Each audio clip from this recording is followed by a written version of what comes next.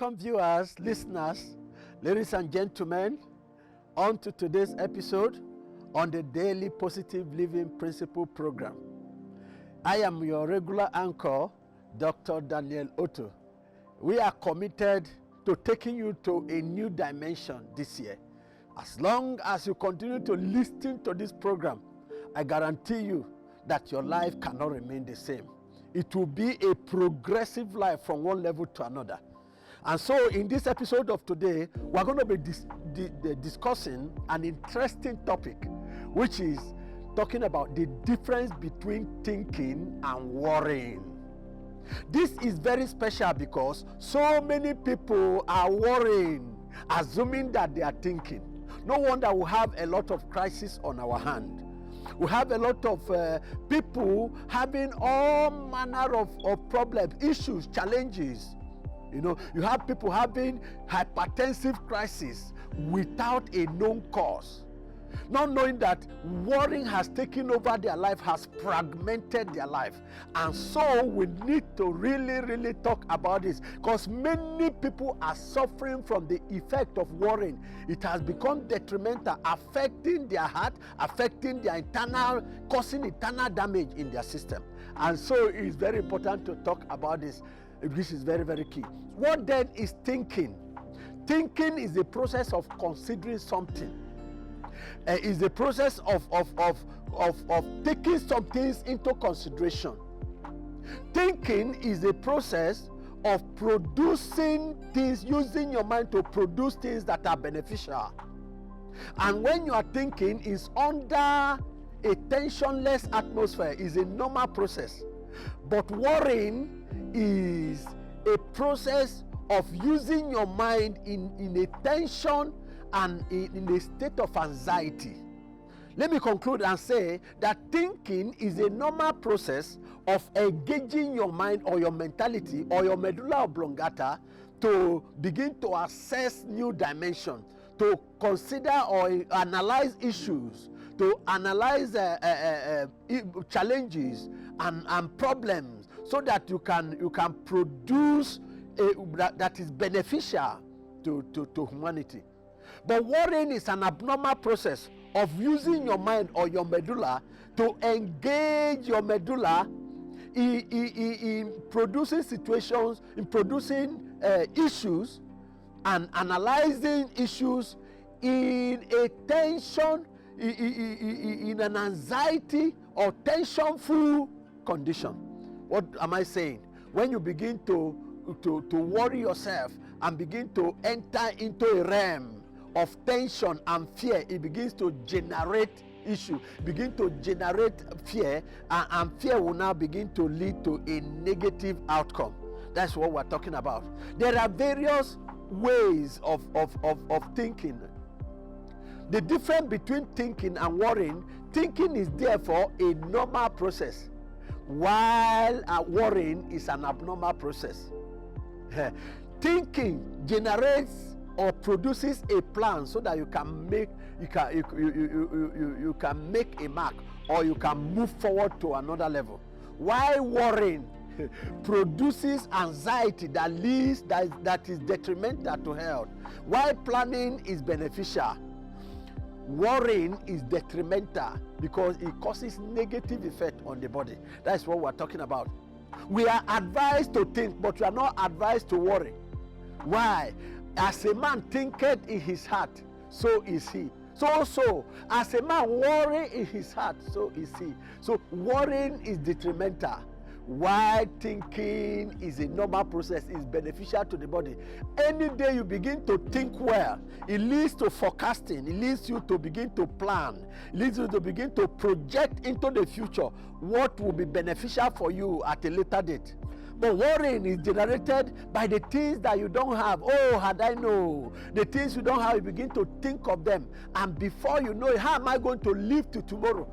Before you know it, elements of tension, elements of fear, elements of stress begins to come in. And before you know it, it now generates a negative reaction and then leads to a negative outcome. And this is why we need to talk about this. What are the various ways of thinking? And I think it's very important for us to mention some of the ways that we think, because to move to a new dimension, you must engage your brain, because it is not just handwork, it's head work.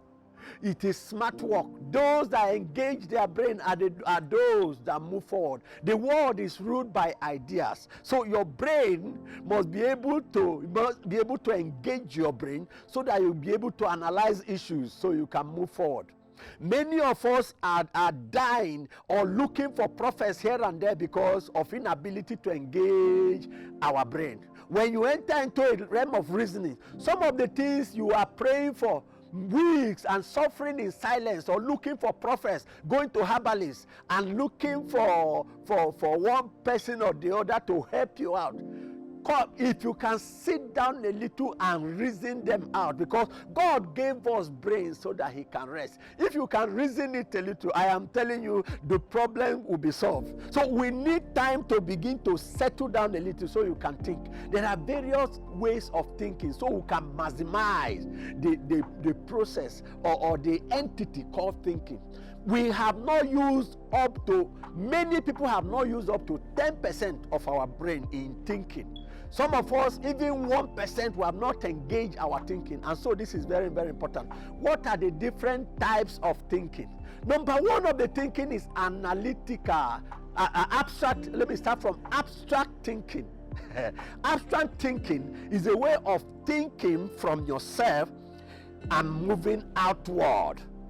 It's a way where you begin to you engage in yourself and begin to think into the outside world. That is what we mean by abstract thinking.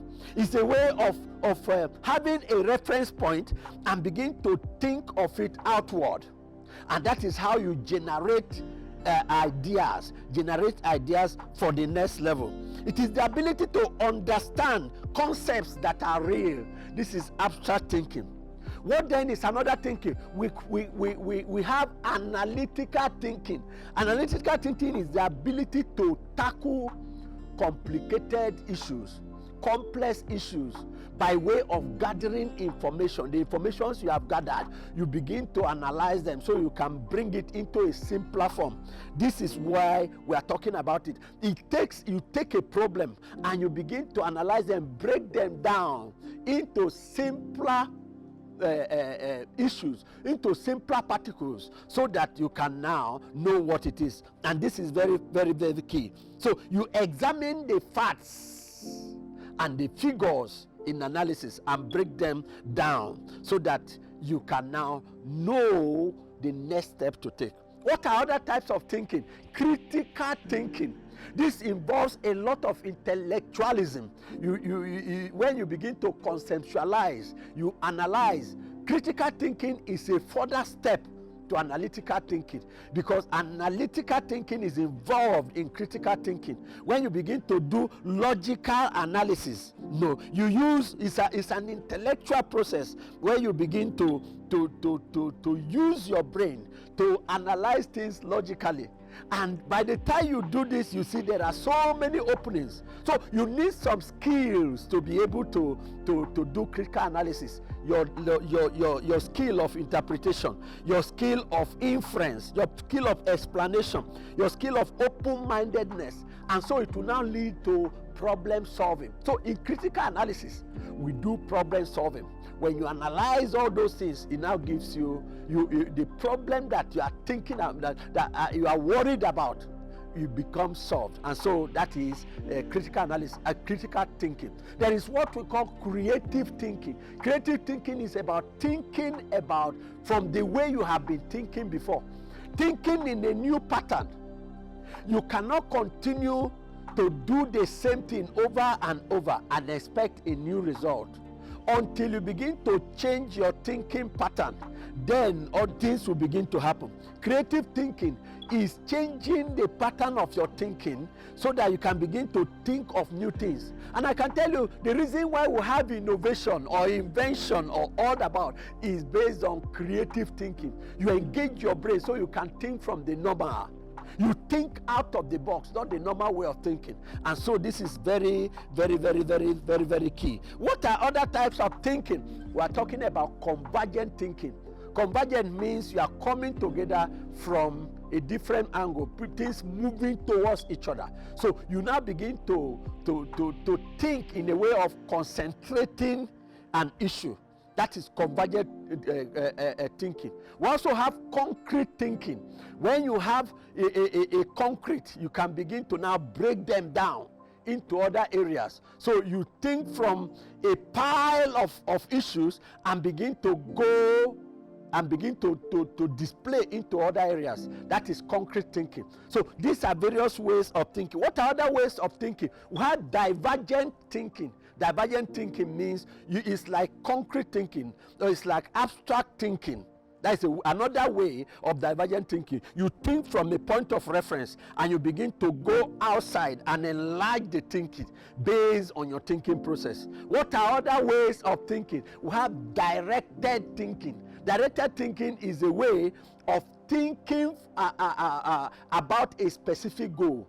You have a purpose of thinking and you engage your brain so that you can now think towards a specific goal. That's what we mean by directed thinking. What are other ways of thinking? We have reflective thinking. Reflective thinking, you take an issue and you begin to reflect on them. You engage your brain in this reflection process for a while, and when it is done, you begin to see issues coming out. You reflect on it, you meditate on it, you ponder on it for a while, and those complex issues becomes you analyze the issues, and before you know it, the problem is solved. That's reflective thinking. Then we have realistic thinking. This realistic thinking is about you examine all manner. You think of the positive, you think of the negative, you think of the neutral, you consider others, you consider yourself, you consider the masses. Everything put into your thinking, engaging your mentality. Then you come out with a position. This is realistic thinking. So all these ways of thinking is to help us so that we can engage our brain productively. You have been thinking in one way before. It is time now to engage your brain to think in a highly positive way. So it can be abstract thinking, can be analytical thinking, can be creative thinking, can be critical thinking, can be convergent thinking, can be concrete thinking. It can also be divergent thinking. It can also be directed thinking, reflective thinking, or realistic thinking. All these things are very, very important. The brain, one thing I'd like you to know is that the brain is like a muscle that needs to be trained. If you don't train your brain will not have a point of stretching. You need to stretch your brain, and that is why God gave us the brain, so we can use it maximally.